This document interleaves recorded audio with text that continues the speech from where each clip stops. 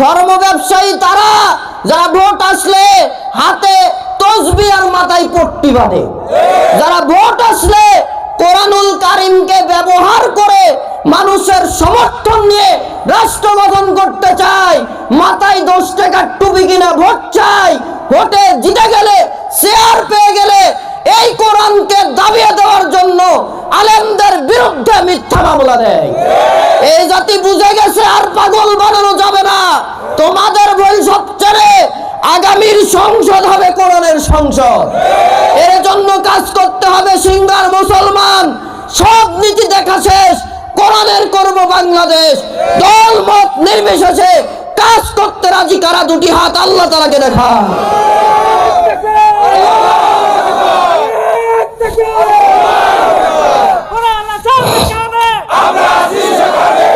আলহামদুলিল্লাহ। মির্জাপুরের আব্দুল করিম নামক একজন ব্যক্তির লিচু গাছ আছে, প্রতিদিন লিচু ফল চুরি হয়।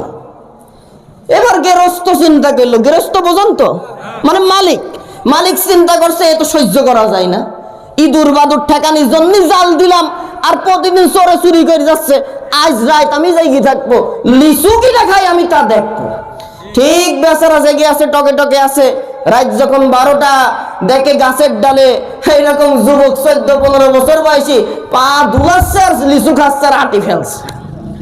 এইবার উনি যায় আব্দুল করিম সাহেব খপ করে যায় পাটা চেপে ধরেছে, আজ তো ধরেছি, তুই যাই হোস তোকে কিন্তু আমি ছাড় দেবো না। আম্মা জান আয়েশা রাদিয়াল্লাহু তাআলা আনহা বলেন, ওই যে কোরআন যা পড়েছো 30 পারার কিতাবি কোরআন, আর ওই দেখো মসজিদে নববী থেকে বের হচ্ছে মুহাম্মাদুর রাসূলুল্লাহ 3.5 হাত বডির যেই মানুষটি, এটি হলো প্র্যাকটিক্যাল কোরআন। সুবহানাল্লাহ, আর জোরে। তাহলে নবীর আদর্শ যা মানবেন সব আছে কোন কিতাবে? এমন একটা কিতাব কোরআন। এই কোরআনকে যদি প্রশ্ন করেন, ও কোরআন তোমার নাম কোরআন, ভাষা কোথায়, জানবো কেমনে? আল্লাহ তাআলা 1000 বছর আগে জানিয়ে দিয়েছেন, বাল হুয়া কুরআনুম মাজিদ ফি লাওহিম মাহফুজ। আর জোরে, আমার নাম কোরআনুম মাজিদ, বাড়ি লাওহে মাহফুজে সংরক্ষিত স্থানে আল্লাহ কর্তৃক সংরক্ষিত। সুবহানাল্লাহ বলেন। কোরআনকে যদি প্রশ্ন করেন কোরআন কখন এসেছে, কোন সময়ে, কোরআনুল কারীম তার জবাব দিবে, শাহরু রমাদানাল্লাযী উনজিলা ফীহিল কুরআন হুদাল লিন-নাসি ওয়া বায়্যিনাতিম মিনাল হুদা ওয়াল ফুরকান। রমজান মাসে নাজিল হয়েছি এবং এমন একটা কিতাব আমি যেটা সত্য আর মিথ্যার ভিতরে পার্থক্য স্থাপন করে। তার মানে কোরআন যারা পড়ে, কোরআন দিয়ে আমল যারা করে তারা হকের পথে, আর কোরআনকে যারা বলে না না সব মানতে রাজি, শরিয়া আইন আমরা মানি না, এরকম আমাদের দেশে কেউ বলে না, ভারতে মাঝে মাঝে বলে। হ্যাঁ বলে। আবার দেখবেন তাদের কিন্তু লোক পাওয়ার অভাব নাই। ও মুসলমান, নামাজ কবুলের জন্য কোরআনকে মানলেন, একটা ইমামকে নিয়োগ দিতে গেলেন 8000 টাকা বেতন দেবেন, ইমামের মাথার চুল থেকে পায়ের তালু পর্যন্ত, নখ পর্যন্ত দেখলেন ঠিক আছে কিনা, বউ পর্দা করে কিনা, আর রাষ্ট্র চালাবেন আমার মতো দাঁতে ছাতা পেটে ময়লা নাকে বুটা এইরকম মানুষের আইন দিয়ে। কিয়ামত হবে, জান্নাত কেউ দিতে পারবে না, কিয়ামত হবে, চুরি বন্ধ হবে না। একটা গল্প বলবো ভাই, রাগ করতেছেন নাকি? আপনারা রাগ করছেন? এই যে যুবকেরা একটু আগে এসো, হ্যাঁ তোমাদের বলছি, তোমরাই তো আগে আসবা, তোমাদের আন্দোলনে আজ দেশ স্বাধীন হইলো, আর তোমরা পিছে থাকলে কেমনে হবে? কথা কন ঠিক কিনা? আসেন এইবার লিচু ফলের নাম শুনেছেন? এই যে আপনাদের পাশেই কিন্তু 6 দিনাজপুরের লিচু, এইবার রাজশাহীতে কিছু আছে। এখন আপনার মনে করেন লিচু বাগান আছে এই কলম ইউনিয়নের, এই গ্রামের নাম কি? এই গ্রামের নামও কলম, ও মির্জাপুর। মির্জাপুরের আব্দুল করিম নামক একজন ব্যক্তির লিচু গাছ আছে, প্রতিদিন লিচু ফল চুরি হয়। এবার গেরস্ত চিন্তা করলো, গেরস্ত বোঝেন তো, মানে মালিক চিন্তা করছে এ তো সহ্য করা যায় না, ইঁদুর বাদুর ঠেকানির জন্য জাল দিলাম আর প্রতিদিন চোরে চুরি করে যাচ্ছে। আজ রাত আমি জায়গি থাকবো, লিচু কিনা খাই আমি তা দেখবো। ঠিক বেচারা জেগে আছে, টকে টকে আছে। রাত যখন 12টা দেখে গাছের ডালে এইরকম যুবক 14-15 বছর বয়সী পা ধুলাচ্ছে আর লিচু খাচ্ছে আর হাঁটি ফেলছে। এইবার উনি যায়, আব্দুল করিম সাহেব খপ করে যায় পাটা চেপে ধরেছে, আজ তোর ধরেছি, তুই যাই হোস তোকে কিন্তু আমি ছাড় দেবো না, নাম। এবার নামার আগে বলে, দেখেন চাচা সাবধানে পা ধরতে নেন, চোরের কি যেন ভাই, এই তো বলছেন, বলেন চোরের বড় গলা। কই দেখেন ঠ্যাং ধরেছেন আস্তে টান মারেন, ভাঙে যদি পা ভাঙে আমার খরচ কিন্তু দিতে হবে না আপনার।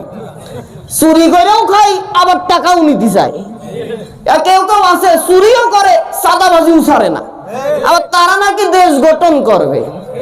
ভূতের মুখে আমরা এই কথা না বলি, ভূতের মুখে আল্লাহ আল্লাহ মানা যায়। সম্মানিত উপস্থিতি, মুরব্বী এইবার ওই বাচ্চাকে নামানোর পরে দেখে এ আর কেউ না, বাড়ির পাশের আব্দুর রহিমের ছেলে। কিরে বাবা সজীব, তুই আমাদের ছেলে বয়সী, আমার কাছে লিচু পাহারা দেওয়ার দায়িত্ব ছিল তোর, পাহারা তো দিলেই নে, এই গায়ে চুরি করে খাচ্ছিস, এটা আমি সহ্য করব না। লিচু এত চমৎকার একটা ফল, এত সুস্বাদু ফল, চুরি করে খাবি? চ তোর বাপের কাছে বিচার দেবো। কই চাচা দাঁড়াও, বাপের কাছে বিচার দিবা? ওই দেখো বাপ মুখ ডালে বসে লিচু খাচ্ছে। বিচার দেবেন কার কাছে? আমার কথা বুঝেছেন? বিচার দেবে কার কাছে? বিরক্ত হচ্ছেন নাকি বাবা? বাপ কোথায়? এই কোরআন বাদে যারা রাষ্ট্রে শান্তি আনতে চায়, ভারত আর আমেরিকার দালালি করে এই দেশে শান্তি প্রতিষ্ঠা করতে চায়, চুরি বন্ধ করতে পারবে না, ডাকাতি বন্ধ করতে পারবে না, ধর্ষণ বন্ধ করতে পারবে না।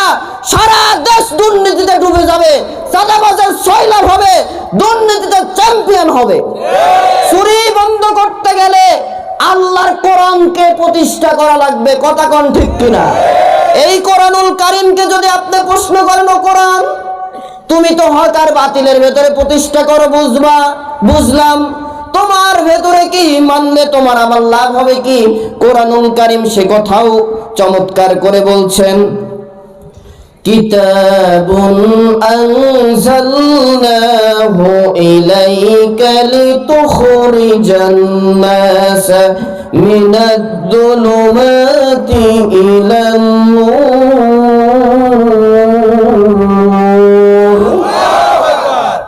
এমন একটি কিতাব নবী আমি নাজিল করেছি, এই কোরআনুল কারীমের কাছে যারা আসবে, অন্ধকার জীবন, অন্ধকার হলো সুদ, ঘুষ, মারামারি, কাটাকাটি, রাহাজানি, অন্যের সম্পদ জোর দখল করা, মানুষের হক নষ্ট করা, এইরকম কুলসিত ব্যক্তি আসবে কোরআনের কাছে। এই কোরআন তাকে পুত পবিত্র করে আল্লাহ তাআলার জান্নাতের পথ তাদের দেখিয়ে দেবে। সুবহানাল্লাহ।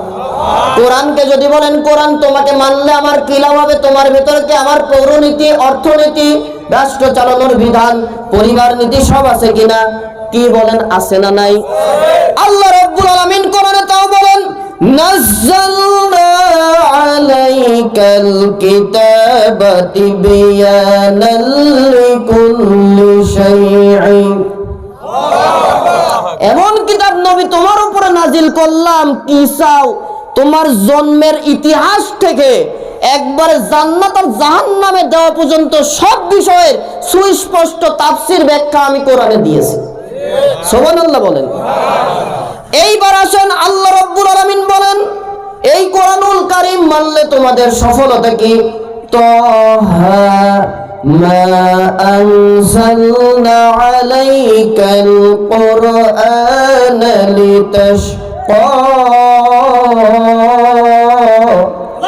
ও নবী, কোরআন নাজিল করেছি তোমাকে কষ্ট দেওয়ার জন্য না, আরোগ্য দেওয়ার জন্য। সুবহানাল্লাহ বলেন।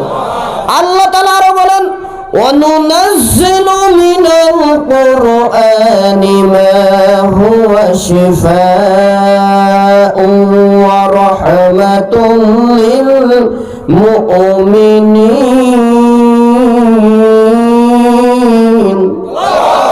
কোরআন মুমিনদের জন্য ততটাই আরোগ্য, ওয়ালা ইয়াজিদুয যালিমিনা ইল্লা খাসারা, যতটা মুমিনদের আরোগ্য দেবে, শেফা দেবে, ততটাই কোরআনের কাছে ভুল ধরতে আসবে। দেখবেন নামাজ এক ওয়াক্তও পড়ে না, ভোট আসছে এক আসরের নামাজ 5 জায়গায় আদায় করে। আমাদেরকে আবার মাঝে মাঝে হুজুর বলে ধর্ম ব্যবসায়ী। কে এই কথা শুনেছেন আপনারা? কয় মৌলবাদ, ধর্ম ব্যবসায়ী তারা। আমরা ধর্ম ব্যবসায়ী না। নাটোরের মুসলমান যদি কোরআনের পক্ষে থাকেন জবাব দেবেন জোরে উচ্চ আওয়াজে। আমাদের হুজুরদের মাথায় টুপি একে আজকে দেখেছেন না যেদিন থেকে আমরা বোঝা শিখেছি, পড়া শিখেছি তখন থেকে আছে। আপনারা যারা 5 ওয়াক্ত নামাজ পড়েন, টুপি কি মাথায় নামাজ শুরু থেকে উঠেছে নাকি মাঝে মাঝে উঠেছে? তার মানে আমরা ধর্ম ব্যবসায়ী না। ধর্ম ব্যবসায়ী তারা যারা ভোট আসলে হাতে তসবিহ আর মাথায় পট্টি বাঁধে, যারা ভোট আসলে কোরআনুল কারীমকে ব্যবহার করে মানুষের সমর্থন নিয়ে রাষ্ট্র গঠন করতে চায়, মাথায় 10 টাকার টুপি কিনা ভোট চাই, ভোটে জিতে গেলে, শেয়ার পেয়ে গেলে এই কোরআনকে দাবিয়ে দেওয়ার জন্য আলেমদের বিরুদ্ধে মিথ্যা মামলা দেয়। এই জাতি বুঝে গেছে আর পাগল বানানো যাবে না।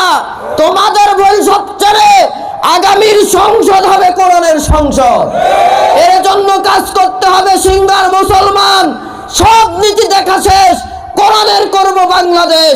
দল মত নির্বিশেষে কাজ করতে রাজি কারা? 2টি হাত আল্লাহ তাআলাকে দেখা।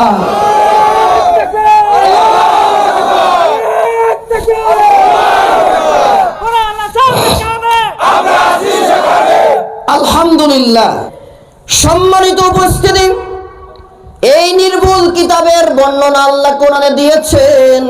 1 নম্বর পারা 2 নম্বর সূরা, সূরা নাম বাকারা, সব থেকে বড় সূরা।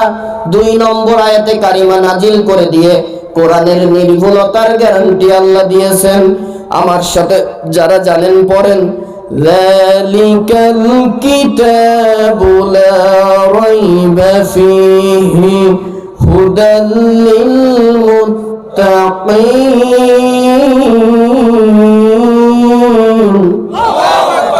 যালিকাল কিতাব, এমন একটা কিতাব দিলাম, লা রাইবা ফি, ভুল থাকবে কি সন্দেহ নাই। সুবহানাল্লাহ বলেন। হুদাল লিল মুত্তাকিন, মুত্তাকি যারা তাদের জন্য এই কোরআন সব সমস্যার সমাধান। সুবহানাল্লাহ বলেন। এইবার আসেন, কোরআনের কাছে আসলো, এই আয়াতে কারিমা পড়লো ফ্রান্সের একদল খ্রিস্টান বিজ্ঞানী। কারা? ফ্রান্সের একদল খ্রিস্টান বিজ্ঞানী। তারা দেখলো কোরআনে আল্লাহ সূরা বাকারায় বলছেন যালিকাল কিতাব, এমন এক কিতাব নাজিল করলাম লা রাইবা ফি, কোনো ভুল নাই। আবার কোরআনে সূরা তুর, তুর মানে পাহাড়, তাই তো? এই সূরা 6 নম্বর আয়াতে কারিমায় আল্লাহ নাজিল করলেন ওয়াল বাহরিল মাসজুর, অগ্নি প্রজ্বলিত সমুদ্রের কসম। আল্লাহু আকবার বলেন। এইবার ফ্রান্সের একদল খ্রিস্টান বিজ্ঞানী তারা গবেষণা করে দেখে আল্লাহ বলল নির্ভুল কিতাব, আবার কোরআনে ওই সূরা তুরের ভিতরে বলছেন আগুন, যেই সমুদ্রের পানিতে আগুন জ্বলে তার কসম। কেমনে হয়? ওরা আবার চিন্তা গবেষণা করা শুরু করলো কোরআন নিয়ে, এই আয়াতে কারিমা নিয়ে। কয়েক যুগ বছর ধরে গবেষণা করলো, উন্নত প্রযুক্তির মেশিন তৈরি করে আটলান্টিক মহাসাগর, প্রশান্ত মহাসাগরের অতল তলে তাদের মেশিন পাঠানো শুরু করলো। সুবহানাল্লাহ বলেন। যারা বিবেকবান এই কোরআন নিয়ে তারা গবেষণা করে, কথা কোন ঠিক কিনা? আর যারা মূর্খ তারা কিন্তু না বুঝেই কোরআন নিয়ে বলে কি কুল আউযু বিরাব্বিন নাস মালিকিন নাস, সূরা নাসে আল্লাহ খালি নাচতেই কইলো, আমরা এই জন্য নাচি। নাউজুবিল্লাহ বলেন।